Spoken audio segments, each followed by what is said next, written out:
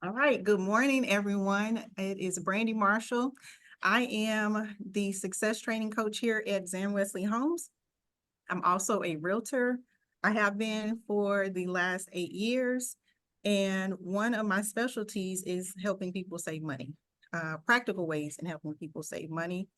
I have a history of doing this with clients, whether it be credit or budgeting. It's been kind of my specialty to help people not only buy homes, but to actually stay in them. Just to understand that no matter how much money you make, it's not what you make, it's what you spend. And so this is why today we're going to be talking about practical budgeting. Growing up, I did get to experience this. My lovely mother was a budget extraordinaire. And when I say that, she used like the envelope system. Not sure how many people are familiar with the envelope system, but it's Dave Ramsey's system, which is the total money makeover. So growing up, I got to see that in action, the system. I got to see my mother actually put in budgeting, use bank ledgers and things of that nature growing up, understand how to use credit. And so today we're just going to dive in and talk a little bit about that. So the title of today is called Practical Budgeting in a Recession. Times are tough, but that doesn't mean we still don't have to manage our money, okay? So we're going to go through a little bit about budgeting, budget planning, and why. Does anyone on here want to tell me why a budget is important? Why you think a budget is important? Keep you from exhausting all your assets. You said keep you from, that's very good. You said keep you from exhausting all your assets? Yes. Yeah.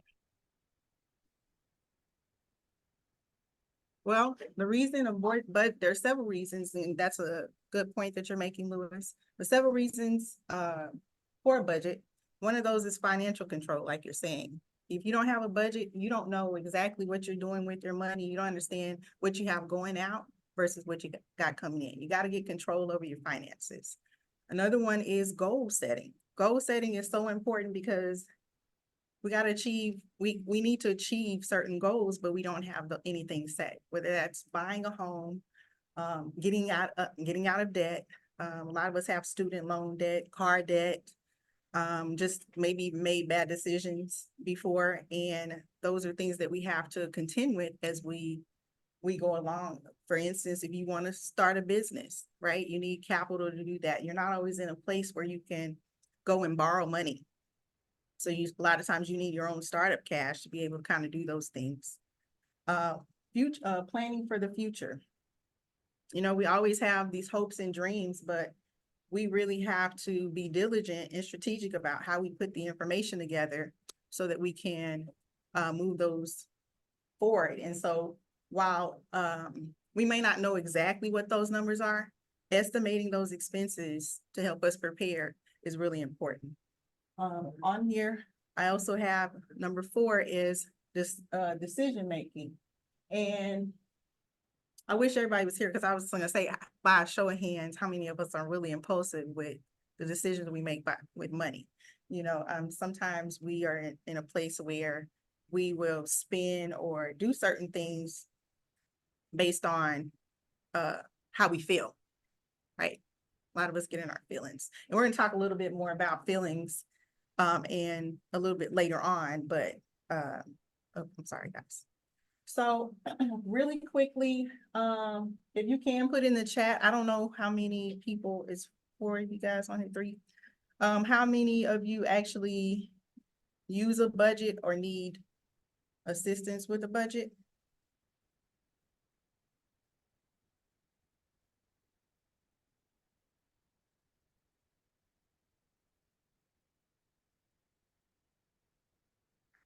Chat. Okay, let's see. That's old school. What's old school, Lewis? I'm not really sure. Okay. Miss Anita, do you use a budget? No. Okay. Okay. So we're gonna go through the 5 simple steps to creating a budget really quickly. Because I don't want to spend a whole lot of time on the budget part. I really want to spend more time on practical ways to save money, but I didn't feel like it made sense to talk about those things and not talk about how to create a budget if you don't have one. So determining your income. So on here it's talking about whether that be from your W-2, the job that you work, if you're a 1099 employee, if you own a business, you have rental income, you receive child support for longer than a year or two, you can actually add that on there because that is actually part of your income, right? It's part of your living expense unless, now that is going to be a variable part if it's child support, but you can add that in there as well. So you need to make sure that you write that down first. You need to know what you got coming in. Then you want to list out your expenses, your monthly expenses. That would be from your credit cards to the rent that you pay, car payments, insurance. If you're a smoker, the amount you spend in smoking, gas gas for your car, utilities, subscriptions, groceries. You want to be really, really detailed in this area. And you want to actually pull the bills, right? Don't just gonna guess at them. A lot of people want to guess unless you're gonna round up. Okay, don't round down. Round up. If you're gonna estimate a bill, you know it's $98, put 100. You know every month that it's gonna be that amount. Just go ahead and put that on there. Include entertainment. We love to kick it. If you would like crab legs every weekend, put that on there. Okay. If you know that you're gonna go out and eat with your friends, you need to create a space where you have some margin to be able to do that. Okay. Number 3 on here is differentiate between your needs and your wants. And I feel like this is a really, really big one because there are things that we feel like we need, but they're just wants, right? A lot of us ladies, we like brand new Birkin bags and Louis bags and things of that nature, but that's just, it's not a need, right? But some of us prioritize how we look and everything else in front of us actually putting it in front of our needs. So determine if it's a want or need, and you can do this on a T-chart too to help you determine it if you think that it's a want. And so a want or a need. Needs are anything that keeps you covered. Shelter, utilities, sometimes got to break it down. Shelter, utilities, okay, gas, food, the bare necessities that you need to survive. Those are the needs. Okay, anything above that is a want. Okay, you can live without it. Right, I know. Miss Anita's lip is sticking out. So I want you all to do an exercise with me right now and to write down 3 outside expenses. So expenses outside of your household that you spend money on, that you know for sure that you spend money. Is it Amazon? Is it the little smoke man? You know, everybody like a little smoke. Is it crab legs? Is it, is it you're eating out, jewelry? We're all spending something somewhere. So write down 3 of those expenses. And anybody want to share them in the chat, that would be great. Oh, let's see.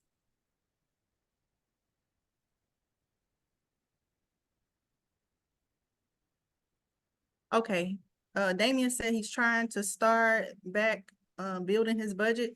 Damien, if you want to set aside some time with me, we can get together and we can work on your budget. If you'd like to do that. Yeah, okay. Yeah, so we'll do that. We'll schedule some time and then we'll go through all the steps. I'll get your information off the email, and what I'll do is I'll give you one of these. It's a budget sheet. And so what I'll need you to do is just go through and fill out all the detail and make it a little easier for us.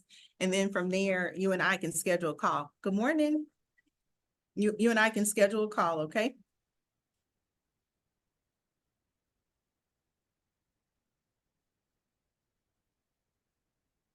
All right, so, oh Lord, I'm sorry.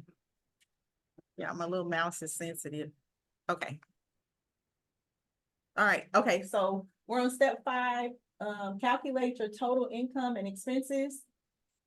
So now this is the important part. We know what we got going in, we know we got coming out, but we need to know what the difference is, because that's what we're gonna live on, right?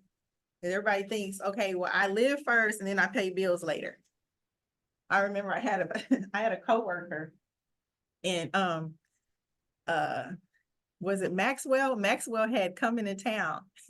And she said, and it's not funny, but she said, well, I guess I'm not gonna pay my light bill this month because the Maxwell tickets were like $500 for, he was coming into town, and she, she wanted to hear that so bad. She wanted to hear that.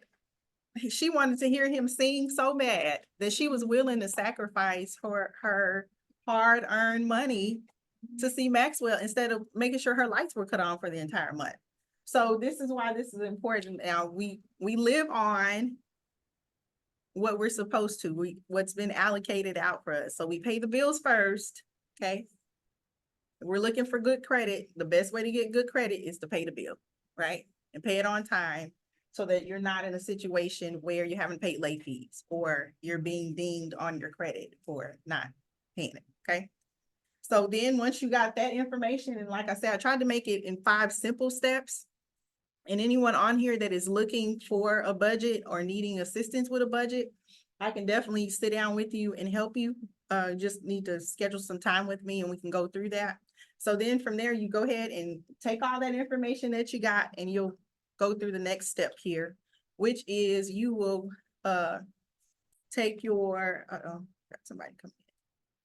Your income, your expenses, your goals, you want to put those in there. So if you're investing, if you're an investor, or you want to start investing, you don't have, you want crypto, you want stock and things of that nature, you first of all, get some professional help.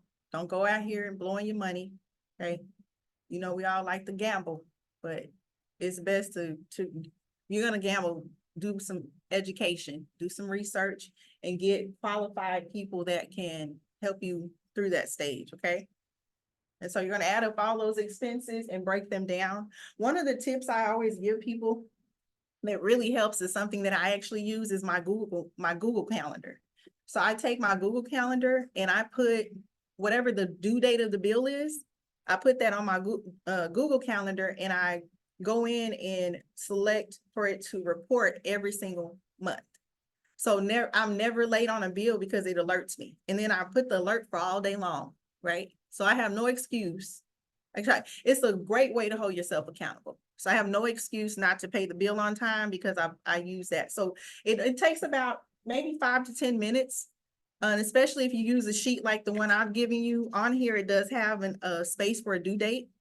And then you just put those due dates in there and you just put, hey, if it's the electric company, you say electric is due and it's this day, because most of those bills, you're going to pay them every single month, okay? So that's one of the tips I use, and I usually give it to my clients, and everyone says that has used it is really helpful because it's easy to forget, right? And sometimes it's not, we're not going to pay it, we just forget. Now, if you are a busy person, I would say do it one to 2 days earlier, just because life can get away from you, okay? Are there any questions in the chat? Oh, let's see. Been working on a crypto budget because I go hard. Okay, Lewis, when you say you go hard on your crypto budget, are you saying that you don't have a budget for what to spend? You just go in there and spend? And y'all can come off of mute. You don't have to just talk to me in the chat. Is that what you're saying? I'm saying I had to start paying attention because at the certain points, I'd be checking my bank account or something like that, and it'd be lower than expected. And I'd be like, what did I spend money on? And then I go back and check the history, and it's these 20s and these 15s and these hundreds and stuff like that on crypto. And it's just, I mean, that's the reason why my portfolio looks the way it looks now. But what I'm saying is I had to start budgeting, even though I was taking calculated risk. I still had to make sure I paid attention to the numbers in order to not get ahead of myself. Okay, so you're saying you don't at first you weren't allocating out a certain amount, meaning like you weren't saying, each month I'm gonna invest $500. You were saying $20 here, $50 here, $100 there, and then sometimes you invested $1,000, sometimes you invested 1,500, but it wasn't anything consistent. Is that what I'm hearing you say? Pretty much, it was dealing or according to the numbers that I had already done with the particular token or coin, Mm-hmm. and where the value was at that point in time in reference to where I had purchased the majority of what I purchased, how far away from that it was, all these other numbers that I had crunched instead of or without concluding with my actual bank account. Okay. Okay, so that is something to pay attention to, but a budget, actually writing it down would help you with that and help you stay accountable to how much you actually want to put towards investing. So if you, like I said, if you want to work on that, too, we can. Okay, so I like to ask questions because I feel like if you understand why you behave a certain way or things are a certain way, I feel like it influences how you move. So I want to know what makes budgeting challenging to you.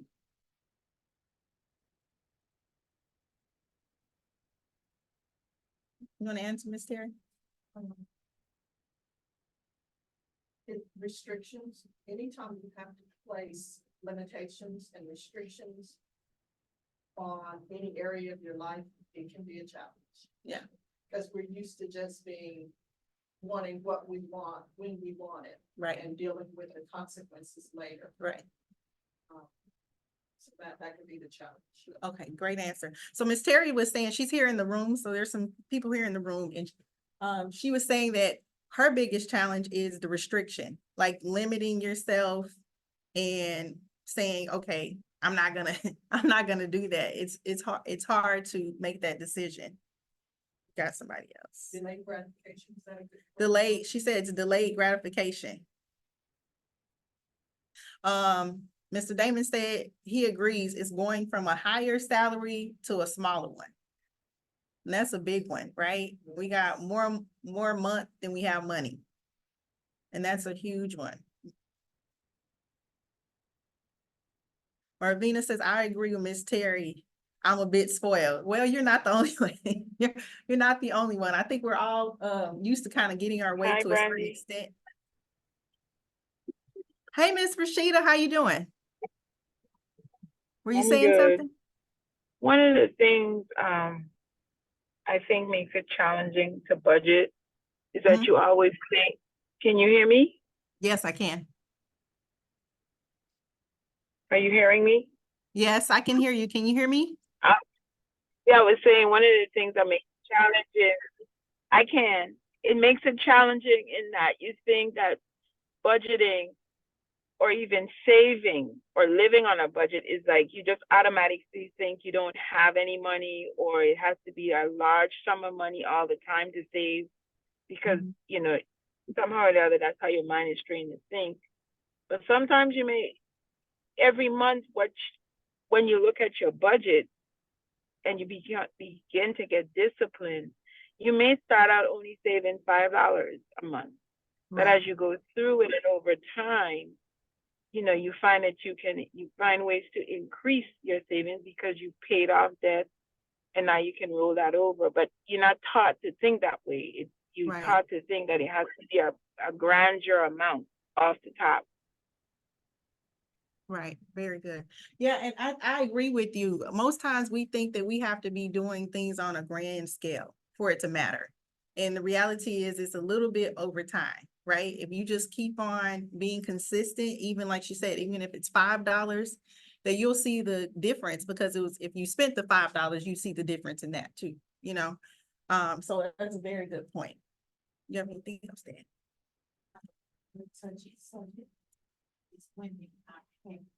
Oh, okay.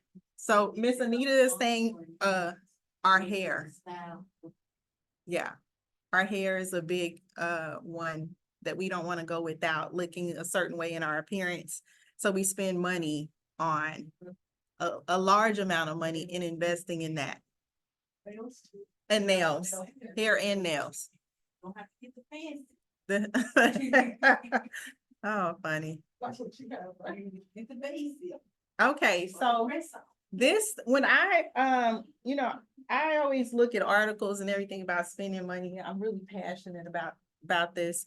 And I was looking at this article that was in Forbes that was talking about that by 2014, that the spend among the Black power spend among Black people was $1.8 trillion. Compared to 910 billion in 2010.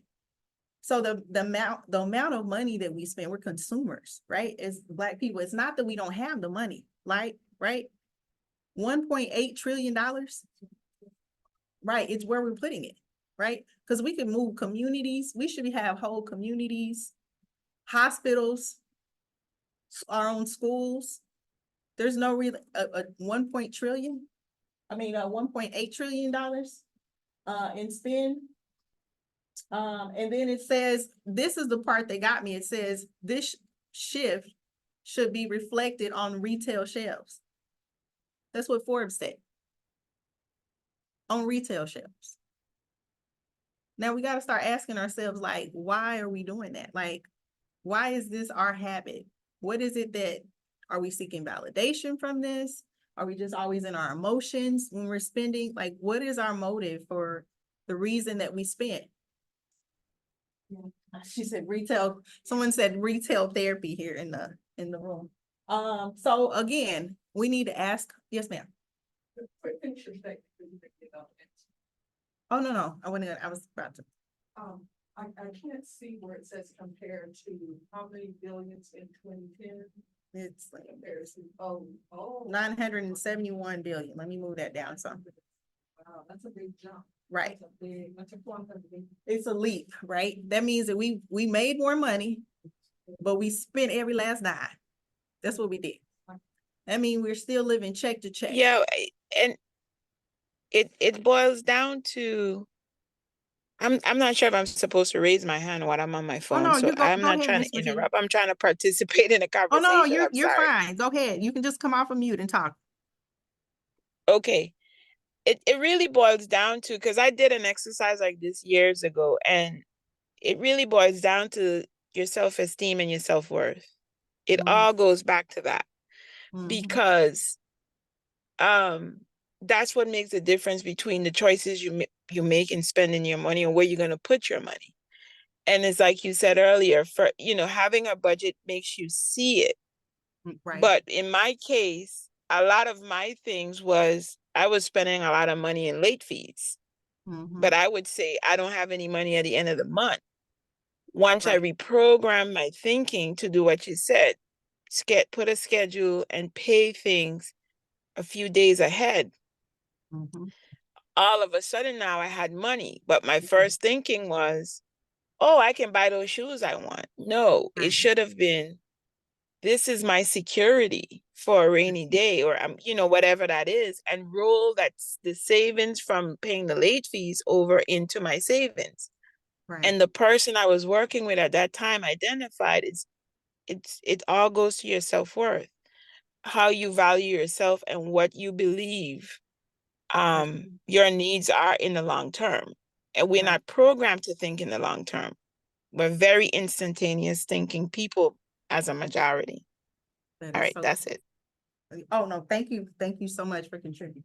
And so when I put this slide together, I had it said money, mindset, and emotions, right? Because a lot of how we think controls our reality, which is basically what Ms. Rashida was saying, is that I'm an emotional person when it comes to, I like chips, y'all. Let's talk about it. Okay, I like chips a lot. Okay, and when I feel emotional, I want a bag of chips, right? And so even as we go through our 90-day challenge, having to deal with my self-esteem and my emotions, when I don't feel okay that day, or something's bothering me, just being honest about it. Like, I like chips, a lot of them. So, but we have to ask ourselves, like, why are we doing this? Like, why has this become a habit? Okay, and so I want some participation in the chat. If everybody could answer, question number 1, it says, how do you feel when you have to pay a bill? Or when you have to pay bills? Like, what's the emotion? Is it, or do you feel upset about it? Are you excited? Do you feel gratitude? It's like, I'm thankful that I have enough to pay. Okay. We can have one person in the room says they feel gratitude. Yeah, right. I've changed to the mindset of understanding that what I'm putting this money down for is for the mission. It's an integral part of the mission at hand. So in order to keep this mission, or to achieve this mission, I have to keep this right here going. In this case, the car. I have to go get the oil change. I have to go take care of the tires and all that type of stuff, and Right. pay the note. Right. That's true. It's necessary. Very good. Let's see. Thankful. Miss Damon says he feels thankful. He now has, what does that say? Funds to pay, right? And I do want to say this.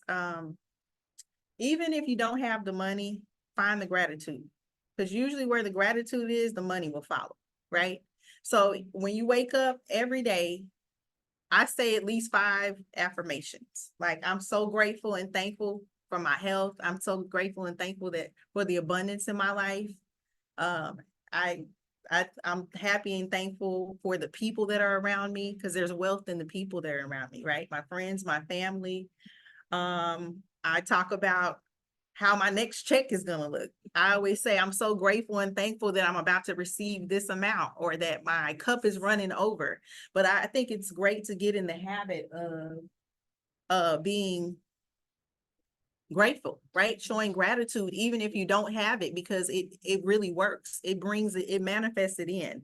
Okay, Ms. Rashida said it depends on the bill and the time of the year. I hate paying bills around Christmas because I want to shop. Okay, and that's real. Like, and it's something about, especially when you have a good heart. I hear you, Miss Rashida. It's nice because you want to be able to give, right? When you got a good heart, you want to be like, you get a gift and you get a gift. So I can see how that is. Yeah, I can see how that is. Ravina says it makes me more mindful of the bills that I've made. I'm grateful that it's a benefit of my family, right? So we are all expressing gratitude about how it feels, but get into the practice of that every day, even if it's not about money or paying bills, but waking up every day and practicing gratitude has probably been one of the most, helped me be the most successful, is practicing that every day, no matter what. The praises go up, the blessings come down, and it's a true statement. Okay, how do you decide whether something's worth purchasing or not? Put your answer in the chat for me, please. Or you can answer. If you want to answer, I'm fine with that. But I like to know how you think, because these are questions that we have to think about. Like, how do I know what's worth purchasing? Do I price compare? Do I go through there are people who go through an entire process before they purchase something. And then there are the other people in this world that are more like me, that'll be like, you get this and you get this, and I'm going to get this too. Like, if I have the margin for it, I'd be like, sure, why not? Like, let me go and get that. I did something that I really think I would do. Okay. I kept getting these emails from but I didn't open them up, and I'm like, I don't need services. They had been trying to upgrade my car, and then 2 years. So I said, I don't think you need the car. And the warranty is getting ready to go away. Right. Okay. So I went in just to see. They asked me, what did I want? I said, this is the same one. Same one. And it'll be 2024 And the warranty was going all over. I said, okay, why is this all benefit? I just say, bring it up a couple of months of payments. I Right, could do something else with that money. right. So I went in and then car was sold that night. The one you wanted. What I wanted. Yeah. So they offered me an upgrade and the lower interest rate. And my payments would stay by the side. Oh, And they paid for it. So, okay. Got the wire. Next day. It's like, oh, engine light came on. Okay, Miss Anita's telling us a story about how she went into a car dealership and was deciding whether this was gonna be a good deal for her. And she got a lower interest rate. The payments she felt like were gonna be adequate. And then she started driving the car and the check engine light came on. it was one. And it was more car, to get fixed. No, it was more car than I originally had. Okay, So took it in on Monday. Signed the papers. It was only $4,000. They said we needed a full each. oh, wow. So I was debating going back and forth. Then a friend said, no, so that's right. To replace that engine, it has everything. Right, But I didn't think oh, wow. it was on the one. I didn't think one. So I said, okay. So I said, how you doing? I said, I'm not doing too well. She said, thanks. I did. I prayed about everybody. So they called me. They said, we don't bite the bullet. We don't offer you another car. I know another upgrade. Mhm. Still keep it the same low interest rate. The price should be. Oh, that was a blessing. I ended up, I went on the guy. Cause I was like, one, looking at repair bills. Still trying to do other things. Brandy had this class, and I was like, I would do today. What But I could have, decided to go and get it, and it's a all-wheel drive. oh, that's awesome. Well, congratulations. I'm glad that worked out. You didn't get enough. No, I did see some for myself. Rims were good. Okay. And love the seats. I've never had a car with that. Oh, well, that's nice. Well, congratulations. So Miss Anita said that the car that she had gotten had 4 miles on it and the engine had gone bad in it. But the dealership ended up honoring their word and giving her another car. So we're definitely glad for that. But she was talking about weighing her decisions. Okay, Miss Varvina said it makes me more, okay, I read that one. Mr. Damon says longevity, how long will I use will the purchase be used? Okay, that's a good way to look at it. Like, is it more for your money or is it worth your money? Because that's usually what I do too. And let me rephrase that, because earlier I said, I'm like, you get it, you get it. If it's a large purchase, I usually weigh it, right? If it's something smaller and it's within my budget, I don't necessarily get so hung up on spending it as long as I've taken care of all of my responsibilities, right? If I've checked all my boxes, then I don't get too bent out of shape about it. Mr. Lewis says, I do inventory on what I have, then importance, ability to purchase now and later, better pricing at competitors and sales. And that's a good thing, because I didn't even know that Best Buy, they do price comparison, right? You can go in there and tell them this computer is $200 it's online. And they'll be like, let me see it. And then they will honor that. So that's definitely a good practice, Mr. Lewis, to have. Okay. All right. The next question is, we're going to go through these. Oh, Can I Miss- add to that, appreciation and depreciation? I remember Ms. Francis telling us, before we made particularly big, purchases, that we should evaluate, assess the depreciation or the appreciation of both. Right. Those items before we Purchase. especially when we're trying to budget, all right? Correct. Right. And so Ms. Terry was saying that we need to evaluate appreciation and depreciation of an item when we're going to purchase it. Like actually evaluate if it's going to make us some money or if it's just going to take all of it. Okay. So next question says, are you a spontaneous spender or do you carefully consider? We just kind of talked through that about how our behaviors, but like, again, these are just questions to kind of think about, right? You will get a copy of the presentation, information on here. And, but it's questions to think about, right? We don't think about it. We just kind of go through life making decisions and we really don't evaluate why. Maybe not until we go to counseling or some situation happens in our lives that provokes us to go there. And it says, how often do you save a portion of your income? Most of us want to say every time we get paid, but realistically, what would you say it would be? Every time I get paid. Every time you get paid?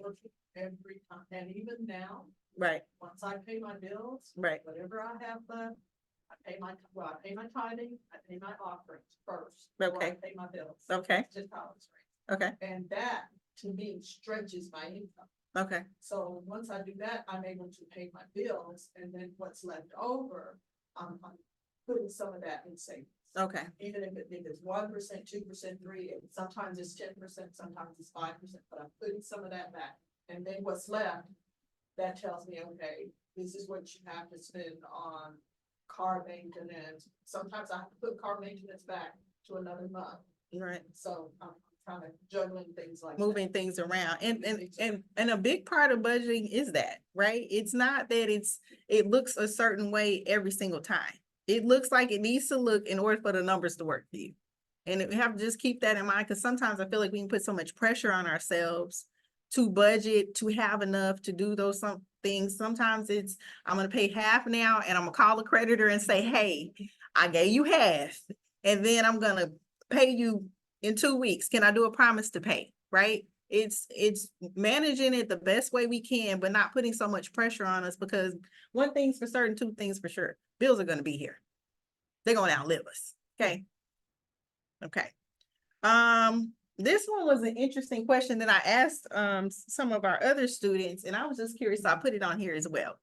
Do you borrow money from friends or family? And if you do, how often? No. Yeah, okay. And can I add to that? Yeah. I will not keep friends who borrow money from me. I will not do Okay. that. Miss Terry says she doesn't borrow money and she doesn't keep friends who will borrow money from her. Can you explain why you don't keep the friends that will borrow money from you? Because my past of lending money to friends, I have to go and hunt them down and get my money Right. back. That's stress on me. Right. And so if I have to remind you that you owe me, or if I have to hunt you down to get my money back, I don't have time. I don't have time, energy for that. Right. So I just cut it all out, even family. I don't love the money, because they won't pay me back. Right. Well, and I will agree with that. I do not lend money really, because I will fall out with you about my money, because I feel like you had yours, you didn't budget it, and then you came and asked for mine. I need to see what you're doing with yours. Okay, my mother's in the room. She said the same thing. Okay. So yeah. Yeah, so anybody else want to answer in the chat? I want to give you, oh, someone did. Okay. She got it. Oh, No, what did you say? she counted it. That's what Oh, okay. Okay, so Miss Francis said to make them sign a contract. So I have a story about this, Mr. Lewis. You like to hear it? Here it goes. So I had a person that I knew, and they asked me for some money. And I told him the same thing I just told you. Hey, I will follow out with you about my cash. I don't like to loan money, but I'm gonna do it for you because you've helped me do so many things, right? But I didn't just go that far. I did a promissory note. And do you know that person took like 3 months to pay me back? And the promissory note said to pay me back within that month in 2 weeks. It's like a 2-week situation. And it took them 3 months to pay me back. And I literally had to say to that person, well, you got it in one lump sum. Why would you think that you had 3 months to pay it back, even if it wasn't on a promissory note? And so this is the reason why I don't, even if you do a contract or you sign it, I don't recommend it. And writing it off, I want my money.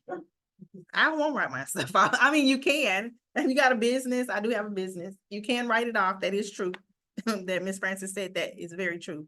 You can't do those things. You can do a contract, you can have them sign it. I did that. But I wasn't willing to write my money out. Give me my coins. Okay. All right. Ms. Barvina said, absolutely not. I can't stand. This is funny. I can't stand to owe anyone close to me. Yeah, it does. It rubs the wrong taste. And you know, when you come around and you know you owe somebody, you can't even speak right. Because it's just like, you know, you owe me. You know, you bought that. And then you come up with a new outfit on. And We're not gonna sometimes go when there. you're angry, find them. Right, right, To hear what your mother has to say. right. What was she, oh, okay. This one says, I have in the past, but it was out of necessity and I always pay it back. Okay, and I'm not saying we don't fall on hard times, so we're not razzing anybody that has fallen on hard times. These are just behaviors and questions that we want to ask ourselves as far as when we're borrowing money, because sometimes it's not out of necessity, it's just because of our priorities. And so there's a difference in that, Damien, if it's is it a priority or is it out of necessity? Because everybody needs a little help. Let's be clear, okay? We're not exempt from going through hard times and challenges and not having enough. But is it, I know there are people that have certain behaviors, right? And not priorities to do that. Yes, ma'am. What I would adapt it over years is that if I can, I don't like the long money, but I'll let them know I'm gonna give it to you. If I can give it to you, I'll give it to you. Yeah, that's our family, Yeah. our family attitude is if we can give it the money to you, we'll go ahead and release it. But if we gotta lend it to you, then it ain't, we don't have it to give to you. Cause we're gonna feel some kind of way about getting our money back. Yeah. Amen. Amen. Yes, that's true. Okay, we're gonna move on. Let me make sure there's no more questions in the chat here. Okay, so again, I love questions. Okay, so we're gonna ask another question. Where do you spend the most of your money? And I did put crab legs on here because, not because of anybody else, but because I like them too. I put bags, of course, I put chips because some of this is about me. You spend it on clothing? Do you spend it on candy? Do you go to Starbucks? Do you spend it on a car? Right? You just talked about spending on a car, right? You spend it in your buying furniture in your house, home improvements, right? What do you spend your money on? Okay. If anybody can answer me in the chat and like to share what it is that you spend your money. Oh, we got a couple of them. But yes. Eating out, my kids. I have a son graduating this year. Oh gosh, that's expensive. Graduation, prom will turn those pockets inside out. Okay, graduation. Does your child play sports? Sports takes down a lot of it, but eating out is a huge one, right? Eating out is most people, and this is why we're going into this challenge, right? Because the jobs aren't paying us more. We're not getting raises. You know, some of us have side hustles, but aside from a side hustle, what can we practically do today to help us save some of the money that we already have? Well, that means we got to reprioritize how we spend. Okay.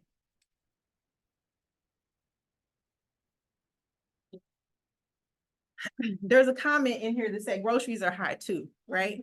But it's still cheaper to meal prep than it is, right?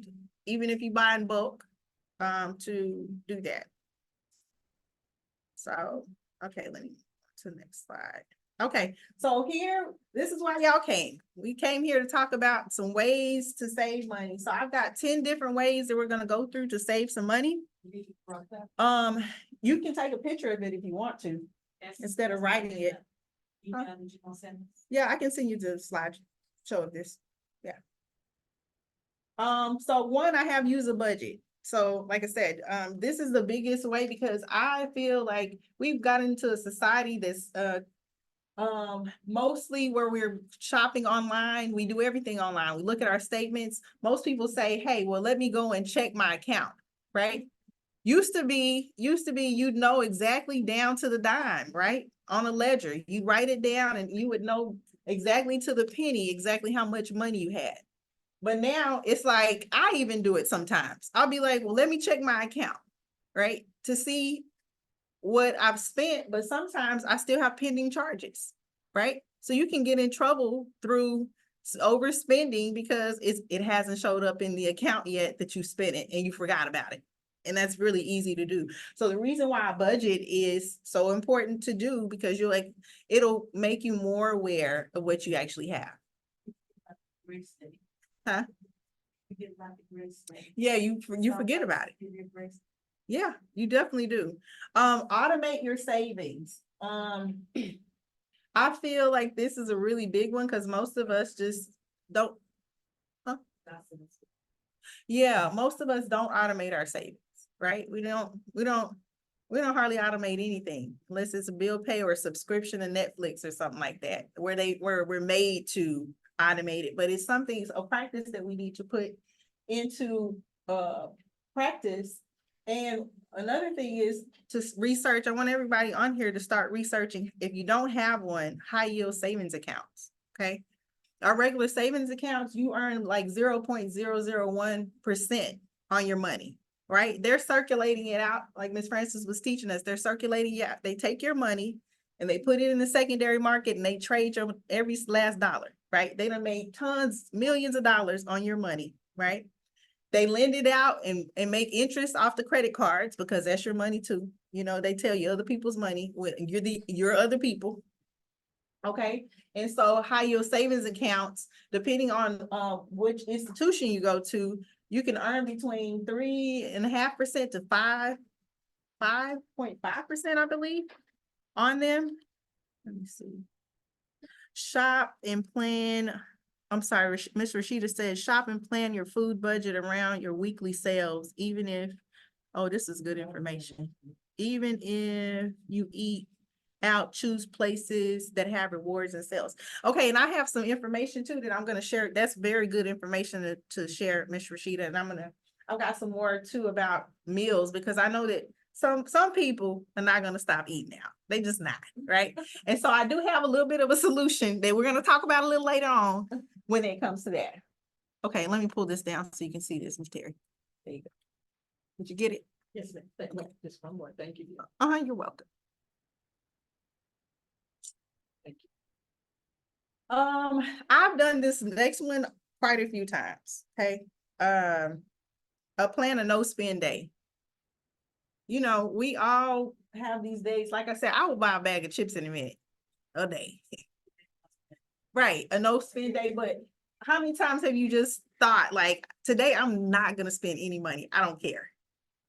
Like, or on Thursday, I'm not going to. So I would challenge everybody to try a no spend day if you've never tried it before. Just something to try, you know. It's a way to save money. Okay, these are all ways to save money. Evaluate subscriptions. Like, I had 2 gym memberships. Why do I have 2 gym memberships? I can only use one. And then I wasn't even going to one of them. There is, if you have an Apple phone, I believe there's a place inside your Apple phone that tells you all the subscriptions that you subscribe to, and you can go in there and like literally cut some of them off. I had one client, she had a subscription to Wow Woman, and I was like, what is that? And she literally was paying $25 a month to be a part of a women's group, but she never was attending anything. It wasn't anything that she felt like was beneficial. And I said, well, if it's something that you're growing from, you keep it, right? Because maybe you're learning a new craft or a new skill or some tools from it. But she said it was just, they sent out a newsletter and that she wouldn't open, but she had subscriptions like that. And it was maybe 2 or 3 of them that she ended up, she had like maybe 3 or 4 exercise apps that she was subscribing to. Okay, Miss Erica sent us something. Okay, Miss Erica put some of the high yields interest savings accounts in here. Oh, she was telling you what it was. Oh no, here it is. Yeah, hold on. So she's giving some, and we can I'll send it to you in an email to some of the companies that have high yield savings accounts. Thank you. Right. So basically you want to be able to earn on your money. Thank you, Miss Erica. Thank you, sir. You see how little bit this is with these banks? Right. And then these high yield savings accounts, how you can earn. It's a huge difference. So you got $10,000 in the bank, you are easily earn $500 on your money. Okay. Oh, Lord. Y'all help me. I don't know how to do this. Okay, hold on, let me see. All right, okay. So someone in the chat said, the way I say is I'm not leaving the house today because every time I leave the house, I spend money. She said every time she leaves, she spends money. Okay, subscriptions, no results, the American way. That's funny. That is so funny. But yeah, so you can evaluate those reduced energy costs. One of the ways that I save on energy, I have a large space. My house is large. And my bill averages about $197 a month. And I have my electric bill. I have over 4,000 square feet in my house and 2 air conditioning units. Okay. So how I do that is I usually find a company that offers, if you use more kilowattage, they'll lower the fee. Or they'll lower the price per kilowatt the more you use, right? So there are plans like that. So I use Ambit Energy for that. So I just shopped around. I'm a shopper. I'll ask the questions. I will shop and I will not be loyal to you if I find a better price than you. For many years, I was a loyal customer, and then I got wise and started saying, you know what? Let me go out there and shop. So I do use Ambit. They do have a program like that. Now, one thing about them is you do have to sign a contract, but I'm like, who cares? I need electric. It's not like I'm not going to use energy. So I do sign usually a 2 to 3 year contract because it locks in my rate. And then I know in my budget how much I'm going to spend on electric, right? On an average, I do that. You said I need to do that. She's, oh, oh yeah, and you're pretty, yeah, you learn the hard way. Yeah, so some of those companies have those variable rates and you really can't calculate. It makes it harder to budget, right? Because you can't actually calculate what you're gonna spend. Sure. What's the possibility of going off the grid? Is that practical if you live in the city? I don't think you can go off the grid in the city. Like grid to me means you have your own wells, you have your own like solar panels, right? You getting your electric from the sun, your energy from the sun. May not be connected to the grid somehow too. The solar panels? I don't think so. I think that there are some of the, We had that freeze. They didn't have the electricity. They didn't have electricity. I think there's some type of solar, because you know that they buy those, you can buy those battery packs and stick it outside and it's, you stick it outside and it charges, right? So I believe there are some, the ones you're talking about are the ones in there in the city that Encore or some company, not Encore, but, right, because you know they buy the energy back. You can buy your energy back from those, no, they don't. And you know what else about, so we're talking about solar panels, everyone. You know what else I learned about solar panels that my jaw just dropped is basically you're just transferring from paying a large electric bill to paying a finance company. Right? It's not that big of a, right. And then they tell you that the energy, if you have energy that's going to be left over, that you can actually use that and sell it to somebody, or not use it and sell it to someone else. But most people aren't using it. And value, when we talk about appreciation and depreciation, it does not, if like say you get the solar panels and you finance them, it adds no value to your home. Now they do put a lien on your property, okay? Right, they put a lien on your property. So if you try to sell those solar panels without paying for them, one or two things it has to happen. Either the person buying your property has to take on the monthly payment of those solar panels, or you have to pay it as a seller out of your proceeds. Now, once you pay for the panels, so say you get the panels, you pay the $20,000 up front, it adds like $30,000 of value to your house. but it's not considered, it's an attachment and not a fixture. So when it's an attachment, you can pull it up, right? It's attached to the property, but it's not fixed, right? If it's fixed to the property, it means it's part of it, and that's when they get the value. So it's got to be paid for in order for it to be a fixture. It's just an attachment if it's not, and you don't get the value of it. And if you go and try to pull them up, they only fit, they measure them to only fit that house, so you can't pull them up. And if you try to pull them up, most of those companies charge you like $10,000 to pull them up. They make it really hard. So just, if you're gonna get solar panels, get some, call me. Call me, so I can help you ask some questions about it. Okay? All right, we got a question in the chat. Okay, it takes 7 to 10 years to begin to see lower to $0 bills. And he's right, there is cryptocurrency to use on a platform that allows the panel owners to sell electricity to people. Right, but how many people are actually buying that electricity though?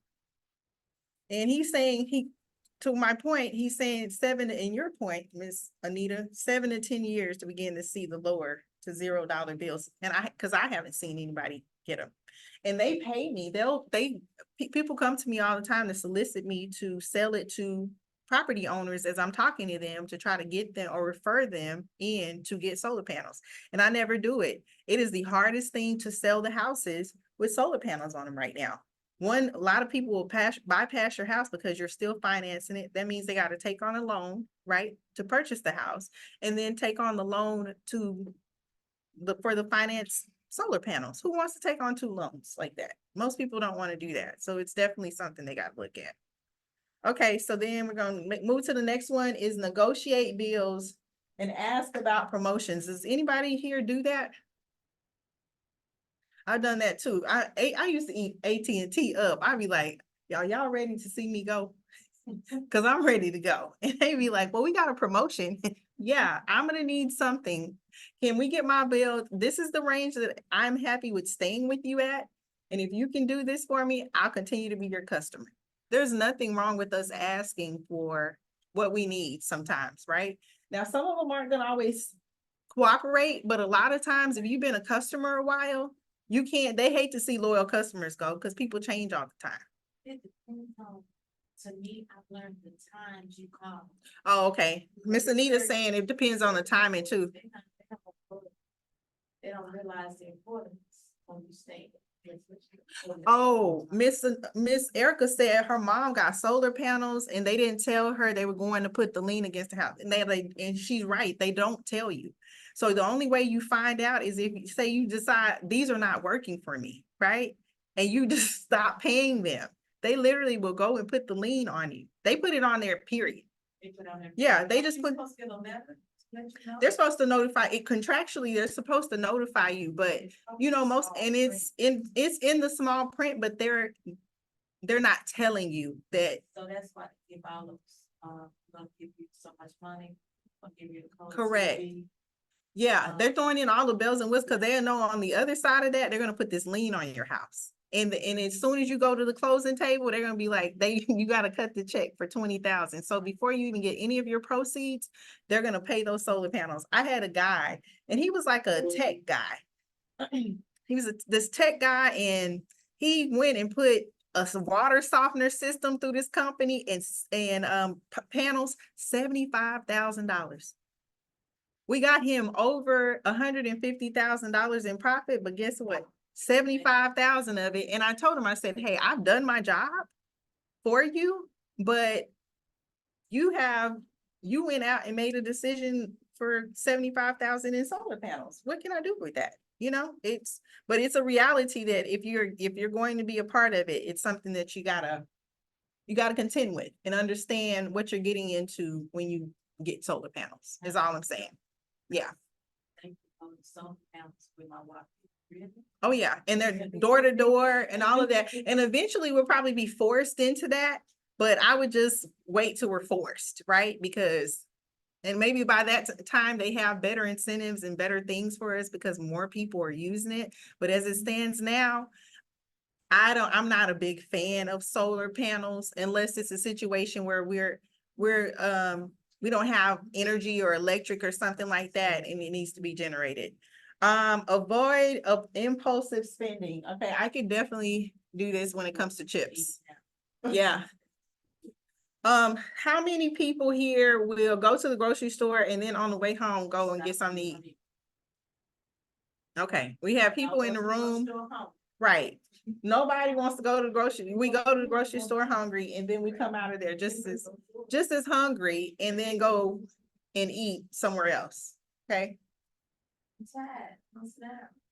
right? You want to sit down and eat after you've been exhausted, you know? Okay, and then the next one I wanted to talk about is paying your credit card 3 days prior to the billing date. So on your credit card, there's 2 dates that matter on a credit card statement. It's gonna be the billing date and the statement date. And you want to pay on the billing date because the billing date is when it reports to the creditor, okay?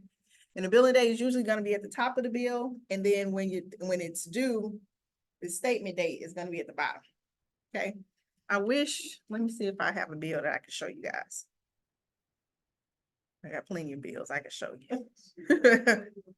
Yeah, let me see. I was actually looking for one, but yeah, so this is like if you're looking to understand credit and algorithms and things of that nature, it's small things like this that the credit system pays attention to. It doesn't know you as a person, it just knows your behaviors, right? And so if you understand what behaviors you need to be doing, you can increase your credit. I have one credit card. I started off at like $3,000 and it's like 18 because I started doing this. So you pay it 3 days before and the reason why it's 3 days is you're just trying to give it enough time to post. Okay. And then once your billing date is there, it will report to your credit. And not only that, you don't pay interest on it. Whatever you pay early, you don't pay that interest on it because the statement date is usually going to be a month later than what the billing date is. Not a couple of days. I wish I could, hold on, let me see if I can pull up something so I can show you guys. Miss Brandy, I had such a major problem with credit cards, so I just completely got rid of them out of my life. So you don't have any at I all? have no credit. Do you- Debit. Debit. If I can't pay cash for it, Mhm. then I don't want it, because I had so much, problems with credit cards, and then negotiating for interest rates and, late pays. I just said, I can't do it. It was just more bills than what I needed to keep up with per month. So I just completely eradicated. I know that's not a healthy thing to do with your building credit. Mhm. It's not healthy, but it works for me. Well, and that's the important thing, Miss Terry, you got to do what works for you, right? Now credit is important because we just live in a credit society, right? And so it's just good to have, not necessarily that you always got to use it, but if you had to, you can go and use it. And that's the great thing about it. Okay, I'm trying to pull up my Southwest bill so I can show you guys. It's just, I think, she needs.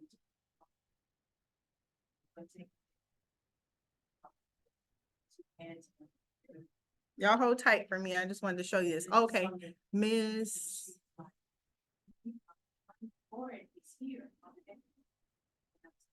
Okay, Miss Erica is saying, that when she got a HELOC as part of the requirement that she had to pay it off. Oh, yeah, that's true, Miss Erica.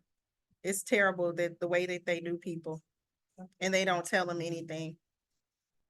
So I've learned, through experience, through my clients, that's how that happens. Okay, I'm gonna send this to myself so you guys can see it.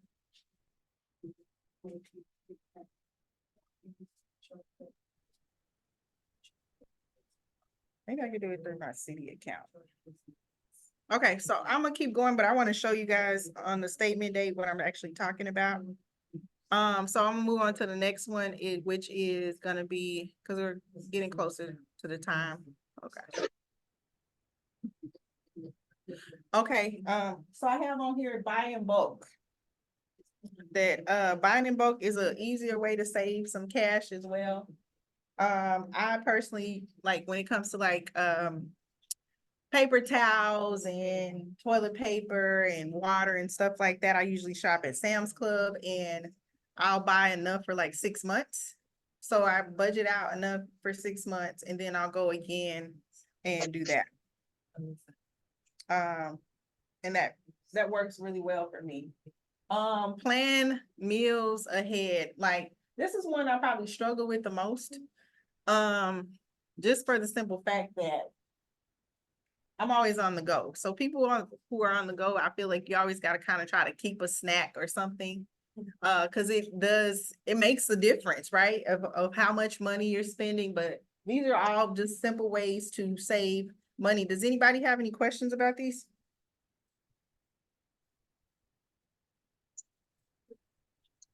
He says good information. Okay, thank you. Okay, so I'm gonna try to show y'all my Citibank card, one of them. Okay, so I'm gonna move on. Okay, so for you eater-outers in here, okay? You people who will just not, People or we people? we people who will, because I'm in we, okay? Let's not exclude me. Okay, so I did put together some restaurants who do bulk meals. Like I said, you can shop at both at Costco or Sam's, right? You don't want to do that. You don't have the time to cook. All of these restaurants have family meals, right? If it's just you or another person, you can actually take those meals and then take containers and do meal prep. You know, get 2 different types of meals. It still probably costs you $100, but you'll have the meals for the week. Yes, ma'am. And also, I know Olive Garden, you buy a meal, and you can get another meal for like $7. Right. Yeah. So So it's cost effective. They're restricted. usually it's about $50 on average that you can do it. And you know, like I said, you do meal prep, you can get grilled chicken. I probably wouldn't get the salad, but you can get like veggies and things of that nature to help you save. Mr. Lewis, you're about to say something?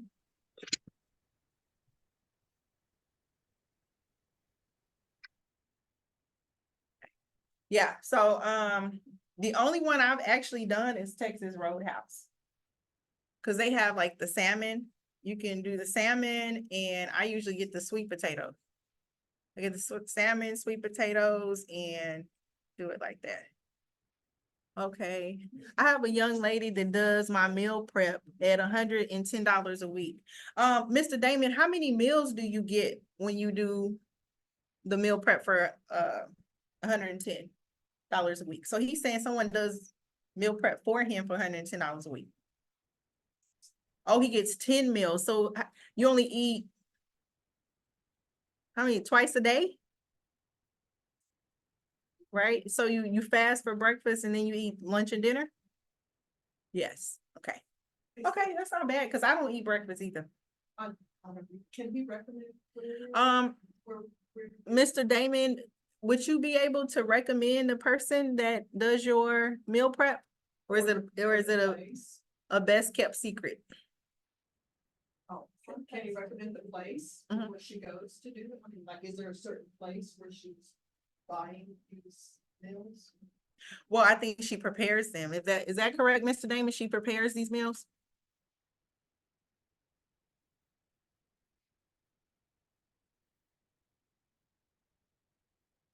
I think people are thinking meal prepping.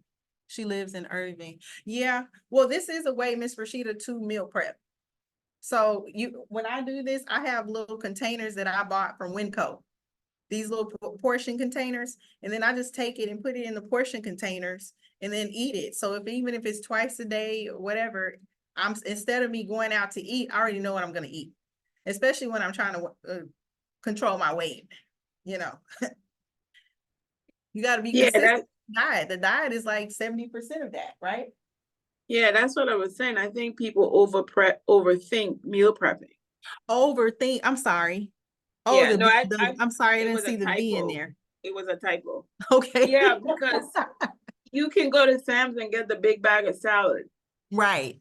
And then You're you right. buy the containers. You can get them with sectionals, or you just get the straight, they look like black containers with lids. You Right. know, so then even if you do the instant rice bags or whatever, like I have this thing down to a science because the other part to this is sometimes you sacrifice the meal, so you end up with a higher calorie meal, or you eat to meal prep, but then you're gaining weight because you have to look at sodium content and all this stuff too. But then if you're trying to lose weight or be health conscious, then you're spending more money buying the healthier stuff. That's So right. I had to work on all of this. And that's why I say you shop sales and you plan your menus. Because Right. other people would say, well, I don't want to do it because I'm tired of eating the same thing every day. So it's a whole science to it. Not to negate any information that anybody has shared, but I really think like you have to understand the science to meal prepping and saving money while staying healthy in your choices. Right. Well, this is just for people who eat out. There are going to be people who are just, because I agree with you. If you can cook your meals at home and you can buy in bulk, that's the way to do it, right?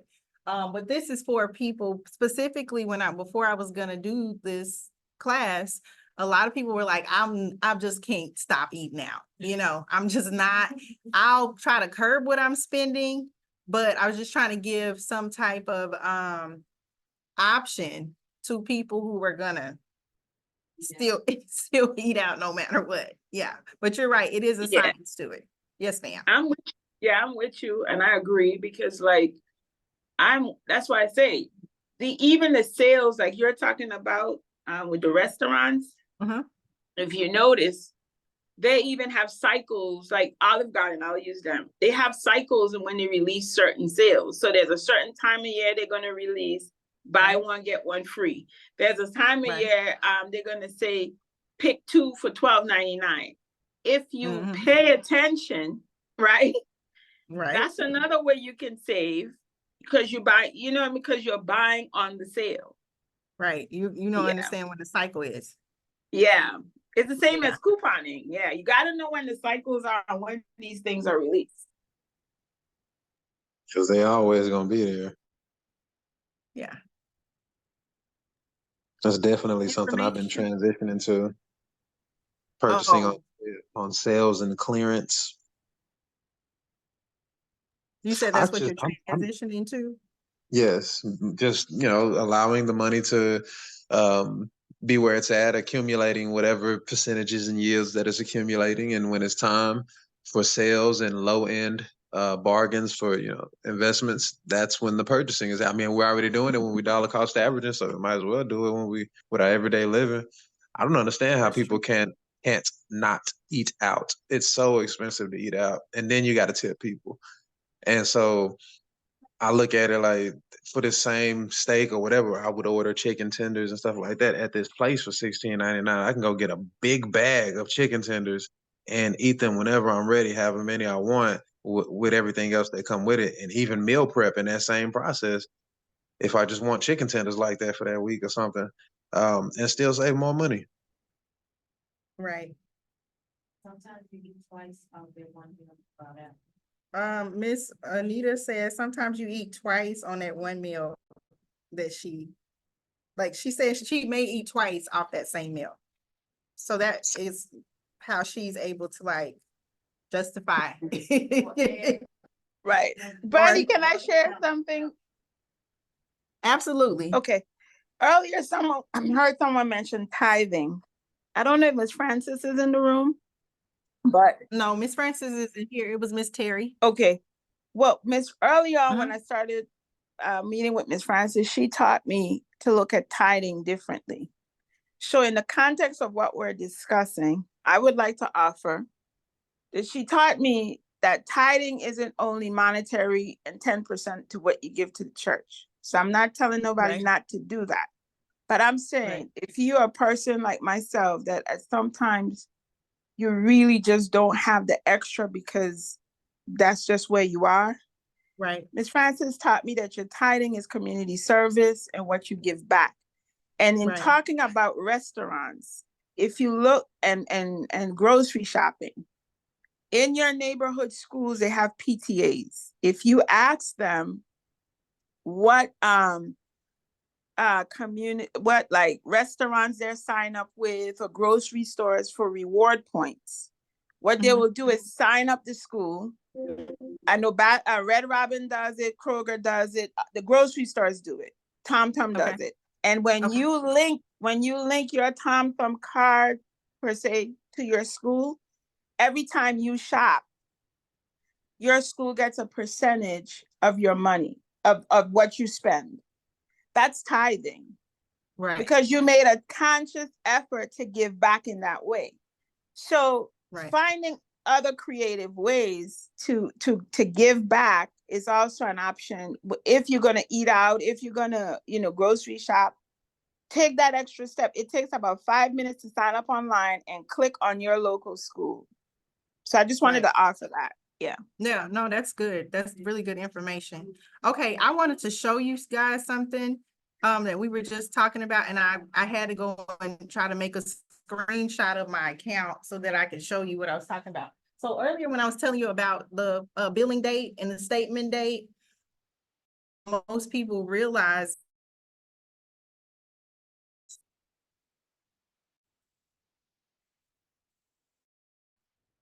so you can kind of see. Okay, so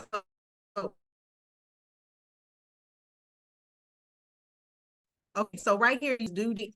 Do you see where the ending, right? And then the next day when it says when the actual bill is due is 4/21. And I'm telling you to pay the bill 3 days before here. Okay, 3 days before. 3 days before March the 25th. Okay, the reason why is that March the 25th is telling you this is the date right here where my little hand is. This is can y'all see my screen online? Can somebody Yes, tell me we you can can see see it? it. Okay, We can see all it. right, so the billing date here, you pay it 3 days. 3 days prior to this, because this is when it's gonna report onto your credit. So that's Okay. like the statement. Right, and remember I was telling you it's a month later. This is where the interest is accrued. Do you understand what I'm saying? Interest is accrued because you're paying it a month later. You accrue interest day for day. I Right. thought that was the top date was 4/26. It says 3/25. You see that? 3/25. This says 4/21. Okay, so you're accruing interest. So when they charge you for interest, the reason why you accrue interest daily, 30 days. right? So it's because of 30 days of billing. And that's when you get that extra $168 in interest. That's where it's coming from. Okay, but if you pay the bill on the billing date or 3 days prior to the billing date, it's gonna report on your credit this day. This is telling you when it's gonna report. You ever want to know when you're gonna get it, when that specific bill is gonna hit? It's gonna be on that day. So you pay it 3 days before then, and you don't pay interest on that. Is that making sense?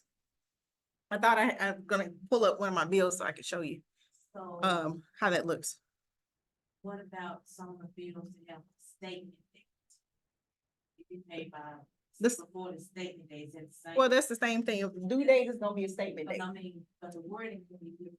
Right. It's like, Yeah, cause so- I say statement. So because I- let me tell you what a big indication is that it's the right date to pay on, right? Or the wrong date to pay on. Is it's bolded and it's bigger. don't pay on that. Right. Before it. Do you see how small that is? It's many, right? Because they're not into, most people, you bypass the billing date. Nobody really even looks at the billing date, right? Had I not pointed it out, most people would have been like, I didn't even know that was there, because we're so busy paying attention to the due date down here and where it says payment due, but that's really the statement date.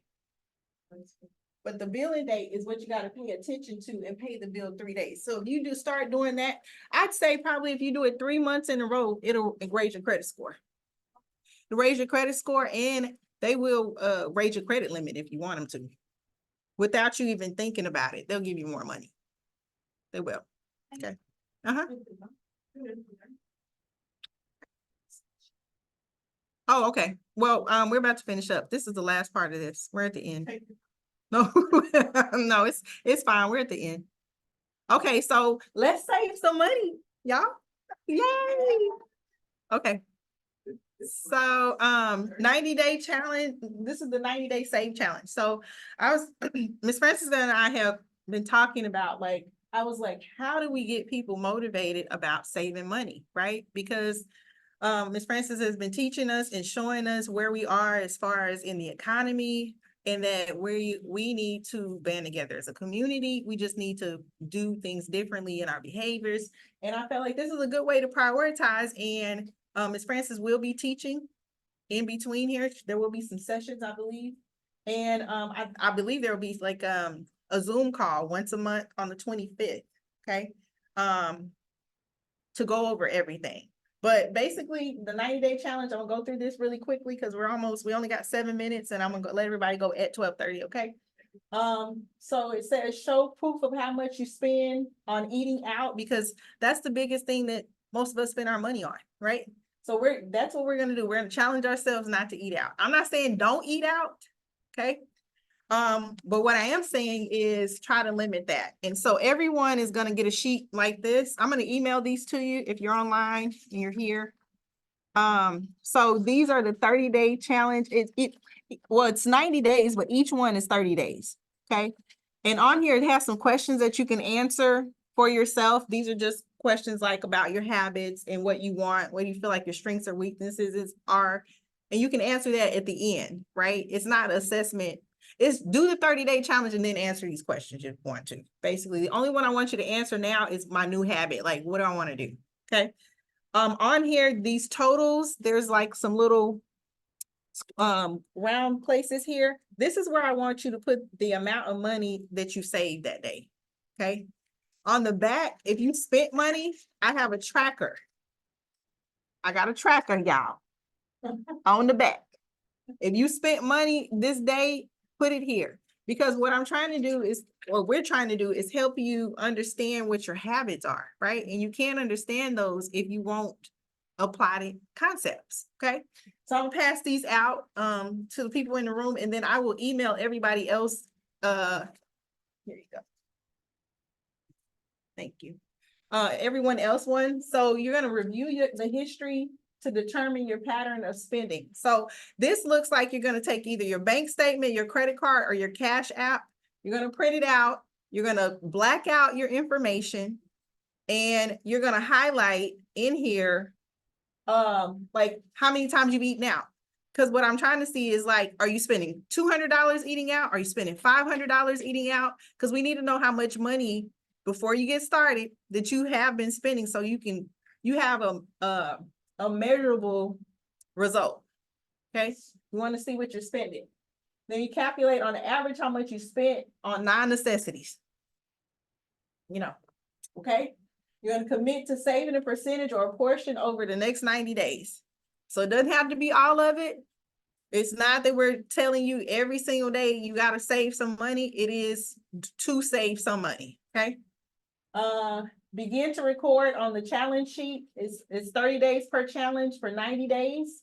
Okay, you're gonna assign money to savings or investment accounts, and then you have to show proof. So the show proof is for me and Miss Francis, you're gonna have a session, basically like a coaching session at the end, but every 30 days on the 25th, she wants proof to be sent in, right? To show that you're actually applying the concepts and you're working, and then you've invested it in somewhere, because we're trying to grow the wealth, right? It's not just about you saying, okay, but she wants to see the proof, basically, okay, that is being done.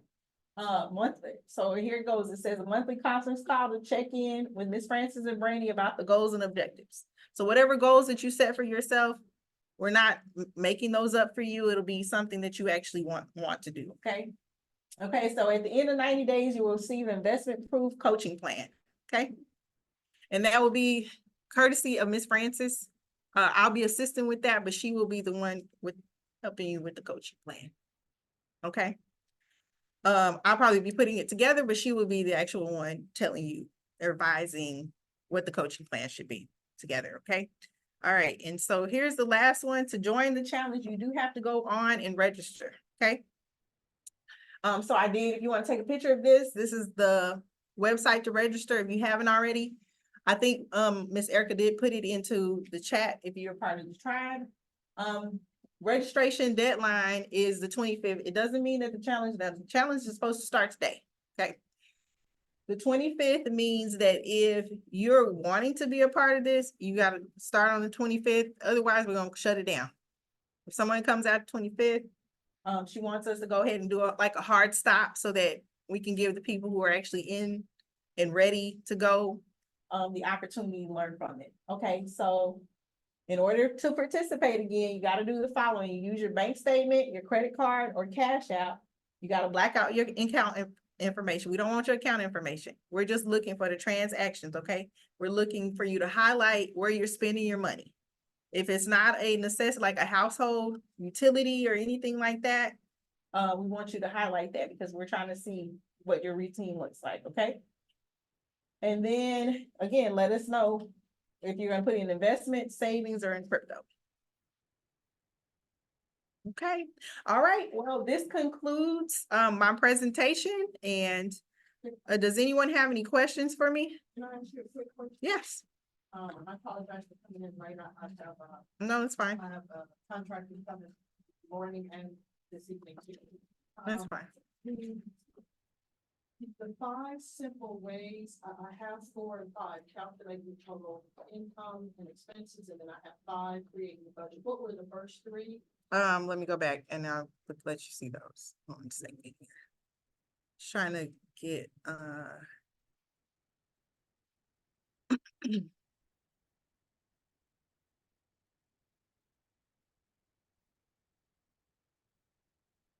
so, Nice slide. I love that slide with the umbrella.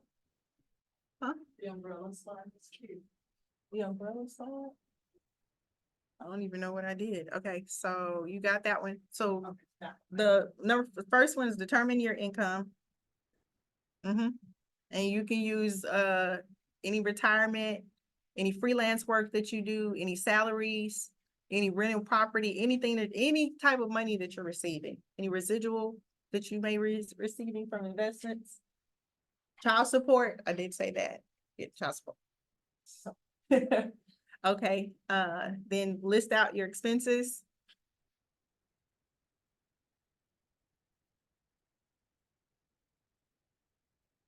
And differentiate between your needs and wants. thank you. And then I did ask everyone to write down 3 expenses outside of their household expenses that they spend on. Whether that be like Amazon or buying clothes or shoes or spending on hair, whatever it is that you frequently spend it on. Okay.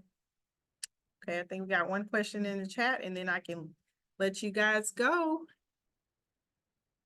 Yes, I can give you a copy of the PowerPoint if you want. Yes, yes. Are there any other questions? Yeah, something I want to leave y'all with. Okay. So, I know some of y'all probably don't know who Killer Mike is. He's a hip hop artist, and he's just became Grammy nominated, but he's a really intelligent brother as well. And I learned from a show that he has called Trigger Warning. I think it's on Netflix. It's called Trigger Warning. He said that as Black folk were released from slavery and moved into Black-owned communities, we made the most money ever within the first 7 years of freedom, quote unquote, freedom in America. Now, I say that to say, according to the value of $1 before leaving those communities, we know how and where to move the money. And the processes that are connected to cultivating that type of success are ownership, practicing Ubuntu or Ujamaa, where we shop with each other, basically community, investments, knowing how to have community, and inside systems for Black currency, and sessions like this. These things are important for solidifying financial literacy and kind of, I guess, revving back up the engine for what our ancestors did back in the day when they were really serious about finding their way to freedom. Right. Just want to leave y'all with that. Well, thank you for sharing that because you're right. We can't do it. You can't do this without each other. You just can't. We need each other. We need community. We do need to shop with each other. We need to be able to trust each other without it being something crazy or something crazy being said. And that's the only way we can move forward. I do agree with that. Thank you for sharing that. Do we have any other questions? Okay, well, I'm gonna take the silence as a no, and then thank you so much for attending, and I hope you learned or got some nuggets from this. If you have any questions for me, I am gonna email out the PowerPoint, and it'll have my contact information on there. So if, like I said, if you need to, you can reach out to me, okay? All right, thank you. Good job. Great job.